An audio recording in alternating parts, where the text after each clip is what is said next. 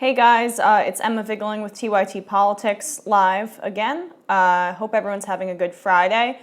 This story's a few days old actually because the vote happened on Tuesday, but the corporate media isn't talking about it, so I thought it would be important to break down this incredibly important story for all of you guys.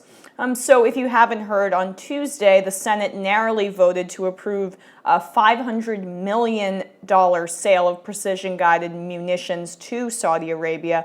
This is a part of a much larger package of around $100 billion of arms that we are sending to Saudi Arabia.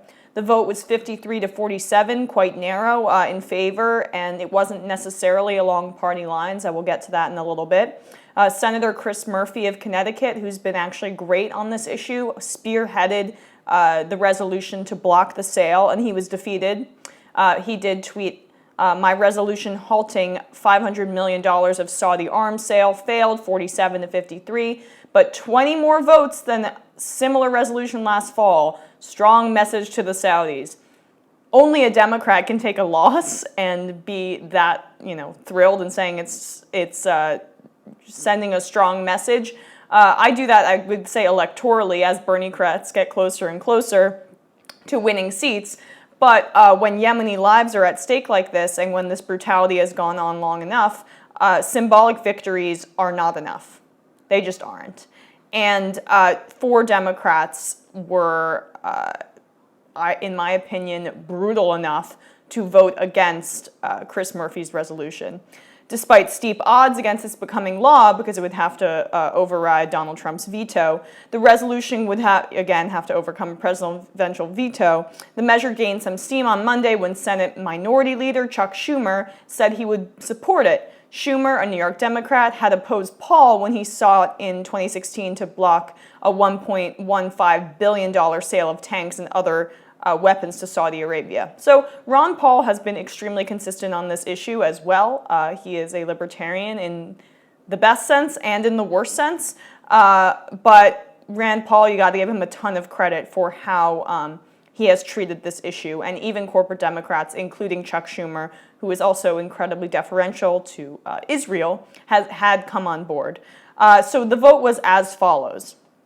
GOP Senators Mike Lee and Rand Paul voted against the sale. Todd Young of Indiana and Dean Heller, this is in the Senate, voted with most Democrats to advance the resolution. So let me just give credit to Mike Lee and Rand Paul, who despite, I would say Mike Lee's extremely despicable. You can look up how he treated the Flint water crisis. And Rand Paul has been consistent on these foreign policy issues. Both of them actually also voted against these additional Russia sanctions as well a few days ago. So they both are just pretty anti-interventionist Republicans. So I don't agree with them on everything, but I do respect their intellectual consistency here. So again, Mike Lee, Rand Paul, Todd Young, and Dean Heller were the 4 Republicans that swung with the Democrats in this resolution.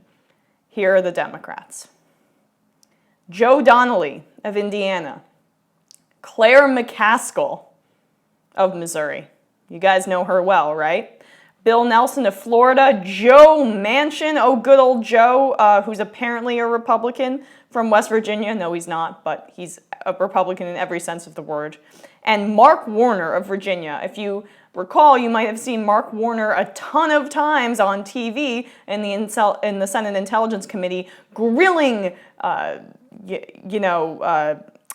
Jeff Sessions in these Russia investigations. So he's being hailed as a progressive on the left by some people who are extremely ill-informed. You should know that this is the kind of guy he is, that votes for this blood money. And of course, let's look into the donors. From defense, Joe Donnelly in his career has received $212,000 over that. McCaskill, $133,000. Nelson, $873,000. And Joe Manchin, $166,000. He has a fairly new career, so that's fairly low, but significant. Mark Warner, who, again, the anti-Russia Democratic hero, $717,000 from defense. So these guys have blood on their hands and should be grilled about this every single second for the next few months. But of course, the corporate media only wants to talk about Russia, only Russia, even though there is literal blood on these 4 Democrats' hands, let alone the overwhelming amount of hawkish Republicans that voted with this resolution. Again, Trump would have vetoed the legislation, but for the Democrats to not vote along party lines, these 4 Democrats, the resolution would have passed, I believe. No, 47-53, I'm sorry, it wouldn't have. I'm pretty bad at math. But it's still unbelievable. And it's because the Democrats, these 4 Democrats, despite these industries, the defense industry, not being the #1 donor for them whatsoever, they still are beholden to them because they've received hundreds of thousands of dollars from that industry. And either it's just general hawkishness or they're bought. It doesn't matter. Either they're ideologically on this side, which means they should not be representing the Democratic Party, or they are bought. So best case scenario, you pick your pick, which one's better.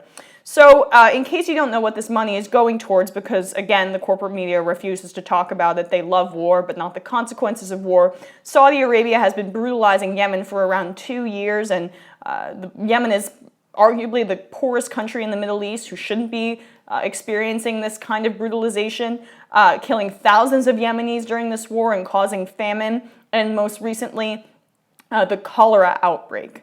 Let me just read from the New York Times, they're reporting about what's happening in Yemen. In addition to the thousands of people who have been killed, many Yemenis have been pushed towards famine, while extremist groups like Al-Qaeda and the Islamic State have taken advantage of the chaos to step up operations in their country. Let me just stop right there. If you voted for this arms deal, I don't want to hear you complain about ISIS one more fucking time. You're literally voting to radicalize terrorists. This is the direct result, and we've been doing it for decades now. I mean, these people are dishonest actors. In October, the coalition bombed a funeral reception in Sana'a, the capital, killing more than 100 people. The coalition later said the attack had been based on false information. I wonder where we've heard that before. That debacle prompted the Obama administration to block a transfer of precision munitions to the kingdom because of concerns about civilian casualties that the administration officials attributed to poor targeting. Let me also say that the Obama administration is not exempt from criticism here. They were extremely cozy with Saudi Arabia during his time as president. The Trump administration reversed that decision, arguing that the Saudis needed the precision-guided munitions to avoid hitting civilians. Okay, makes no sense.